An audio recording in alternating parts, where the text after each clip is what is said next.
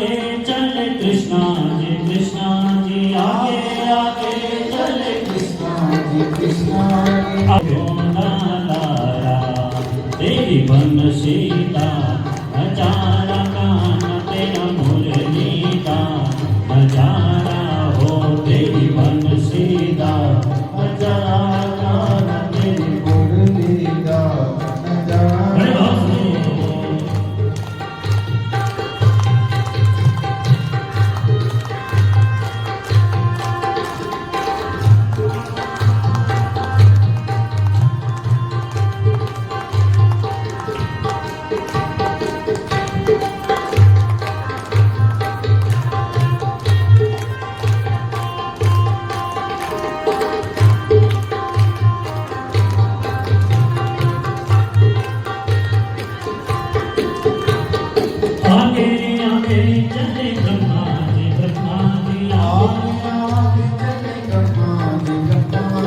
आगे आगे चले ब्रह्मा जी आगे आगे चले ब्रह्मा जी पीछे ब्रह्मांड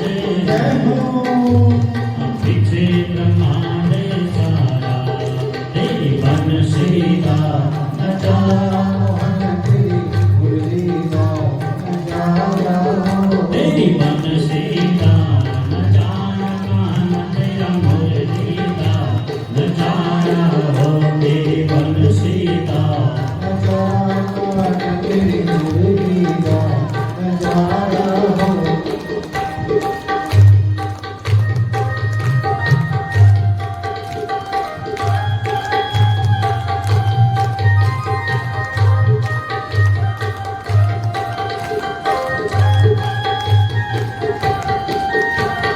हरि बोल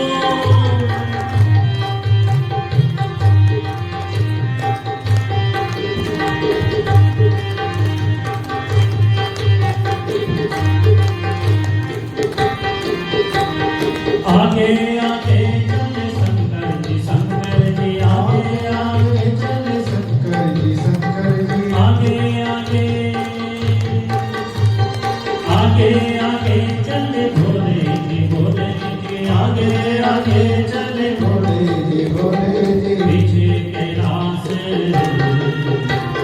पीछे कैलाश सारा तेरी बंसीता नजारा कान तेरा मुरली का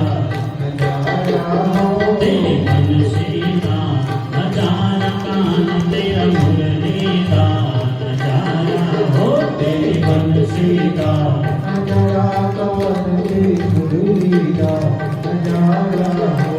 ओ रास रचो है रास रचो है रास रचो है रास रचो है जमुना किनारे कान्हा रास रचो है जमुना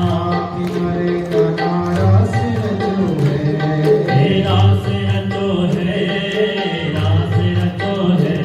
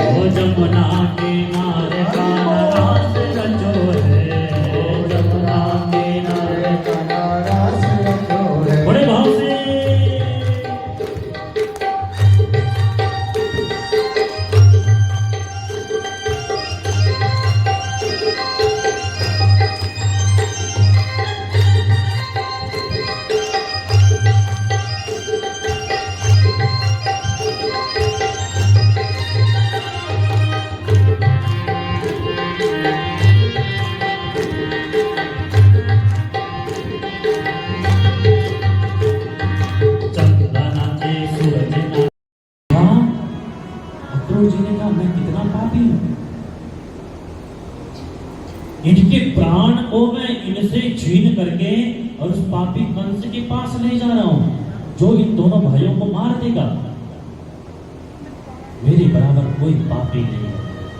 अक्रूर जी की स्थिति बिगड़ने लग गई, मन बिगड़ने लग गया। भगवान समझ गए, अक्रूर जी की मनस्थिति डामाडोल होने लग गई। इतने में जमुना जी आई रास्ते में। अक्रूर जी ने कहा, कन्हैया मेरा मन कर रहा है कि मैं जरा जमुना जी में डुबकी लगा लूं। भगवान ने कहा, हाँ चाचा जी बिल्कुल, आप स्नान करिए। जो ही अक्रूर जी ने जमुना जी के अंदर डुबकी लगाई तो अंदर भगवान साक्षात दिखाई दे, बलराम कृष्ण रथ भी दिखाई दिया। अक्रूर जी ने सोचे मेरे को कोई भ्रम तो नहीं हो रहा। दोबारा फिर जमुना जी से बाहर आए, फिर बाहर देखा तो भगवान रथ में बैठे हुए। फिर जमुना जी में तुरंत फिर डुबकी लगाए। अब भगवान ने चतुर्भुज रूप में दर्शन दे दिए। जो दर्शन देखे अक्रूर जी ने हाथ जोड़ करके स्तुति करने लग गए।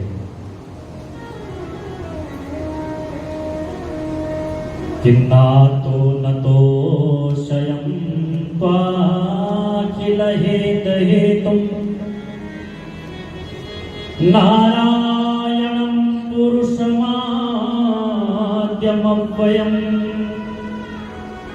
यन्नाभिजाता दरविन्द कोशात् ब्रह्मा विराशेयते सलोका। हे प्रभु, मैं आपको पहचान गया। आप साक्षात परम पिता परमेश्वर परब्रह्म परमात्मा सगुण साकार रूप में मेरे सामने समुपस्थित हो गए हो।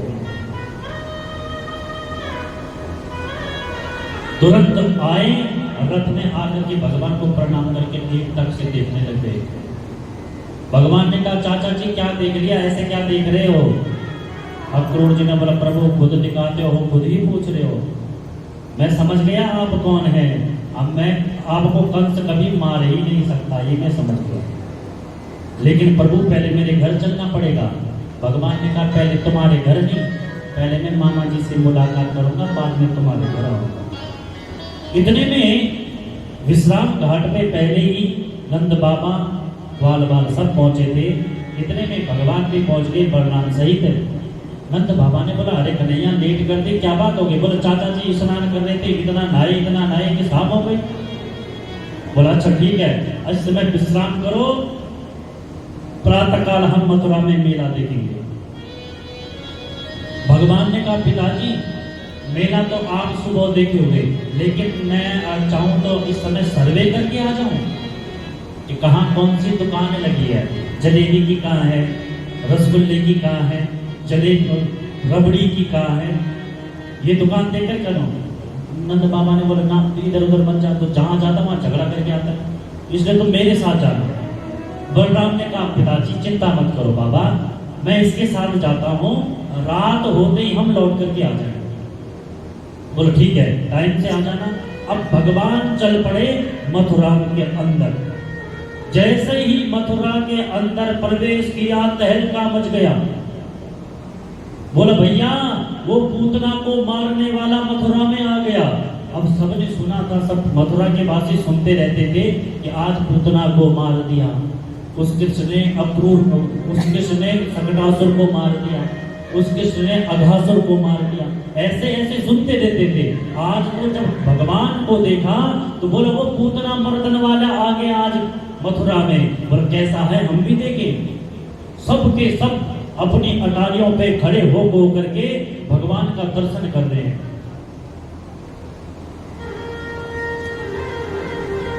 जो घर से बाहर नहीं आ पाती थी, बोले वो झरोके से देख रही है, खिड़की से देख रहे हैं। बोला, वाह यही है वो कृष्ण जिसने पूतना को मारा। कितना सुंदर है, कितना अच्छा स्वरूप है।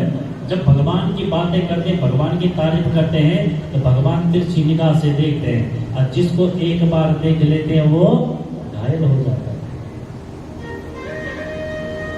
राम जन्म में भी भगवान का खूब पुष्प वृष्टि से स्वागत हुआ था, लेकिन भगवान ने एक बार भी ऊपर नहीं देखा था।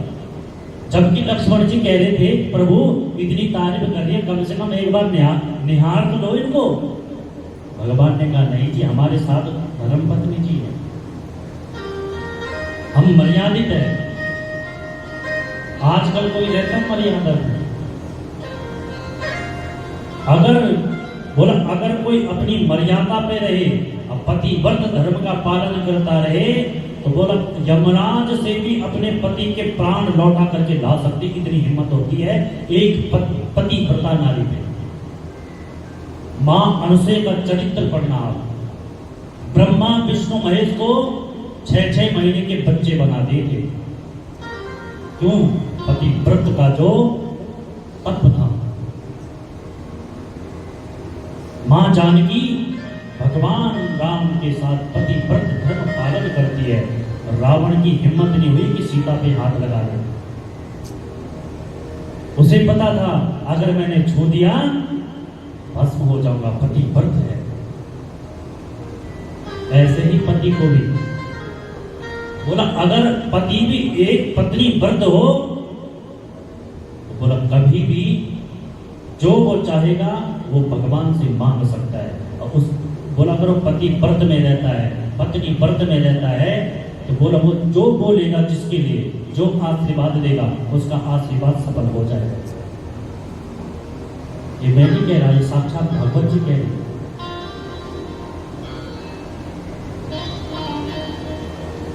कृष्ण जन्म में आज भगवान ने देखा जैसे नारियों की तरफ तिरछी निगाह से, वैसे ही सब स्त्रियों ने पुष्प वृष्टि कर।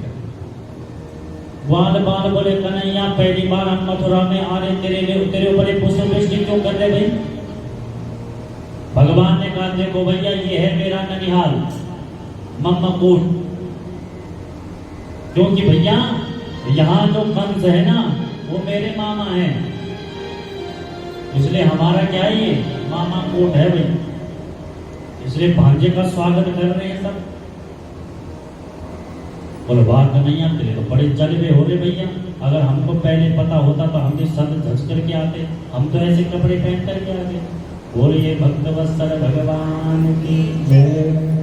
ओ मेरे बांके बिहारी सांवरिया, क्योंकि मेरे ठाकुर जहाँ जहाँ जाते हैं ना वहाँ अपना जलवा भी लेकर के आते हैं। कहीं भी पूरी भागवत उठा करके आ जाओ, जहां जहां मेरे परमात्मा गए वहां वहां उन्होंने अपना एक जलवा दिखाया। इसलिए कल सुबह मथुरा में घुसे तो यहाँ भी अपना जलवा दिखा दिया। ओ मेरे बांके बिहारी सांवरिया, तेरा जलवा कहाँ पर नहीं है, तेरा जलवा कहाँ पर नहीं है। ओ मेरे बांके बिहारी सांवरिया, बांके बिहारी सांवरिया, तेरा जलवा कहाँ पर नहीं है, तेरा जलवा कहाँ पर नहीं है। तेरा दर्शन उसी को हुआ है, तेरा दर्शन उसी को हुआ है, जिसकी आंखों में पर्दा नहीं है, जिसकी आंखों ही है। हम आज तक कभी अलग नहीं हुए, हम ऐसे हैं बोले जैसे सूरज से किरण, चंद्रमा से चांदनी और मेहंदी से लाली, कभी अलग नहीं हो सकती। हम ऐसे ही हैं। राधा का मतलब जो सारे संसार की आधारभूत है उसका नाम है राधा।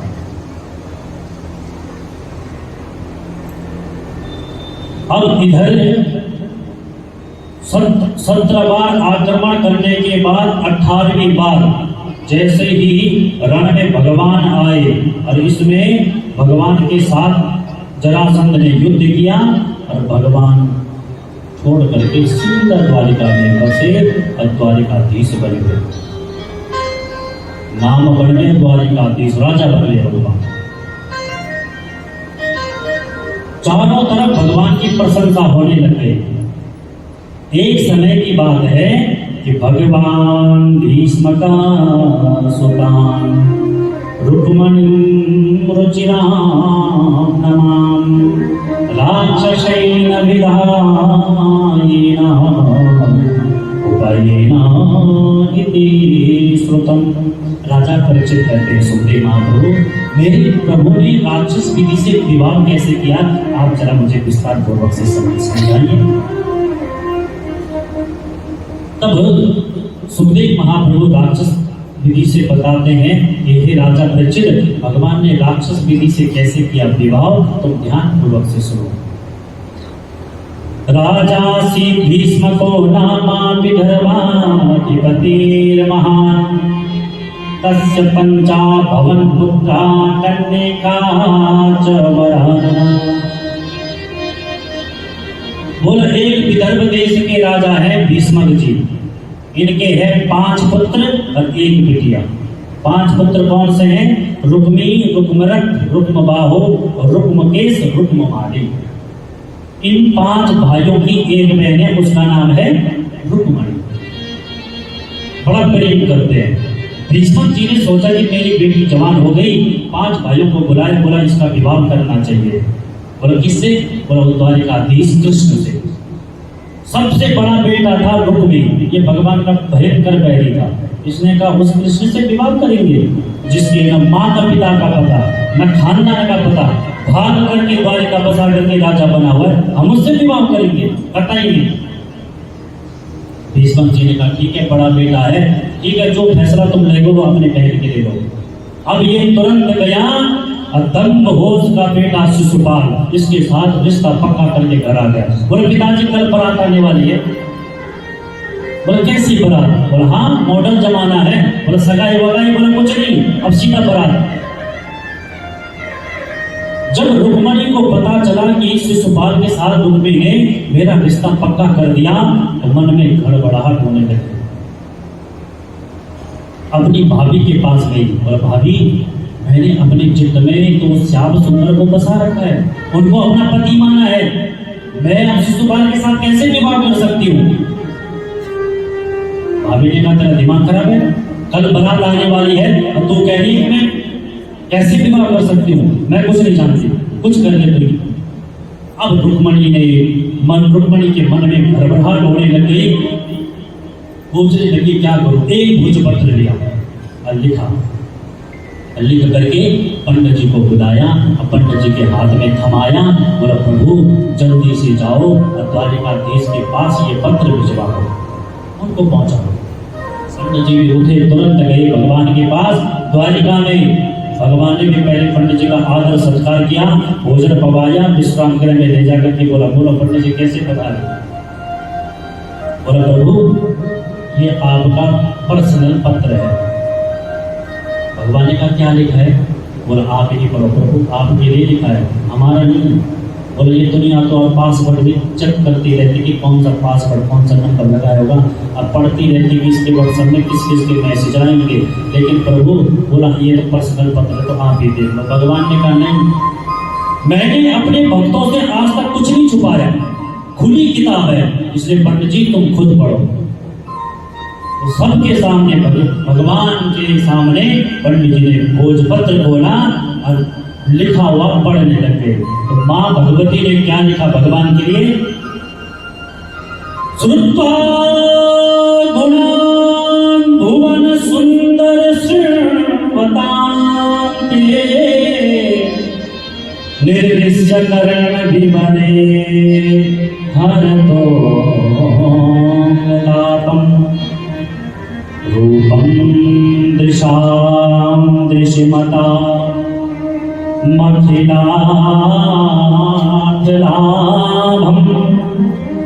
त्वयच्युता विशन्ति चित्तं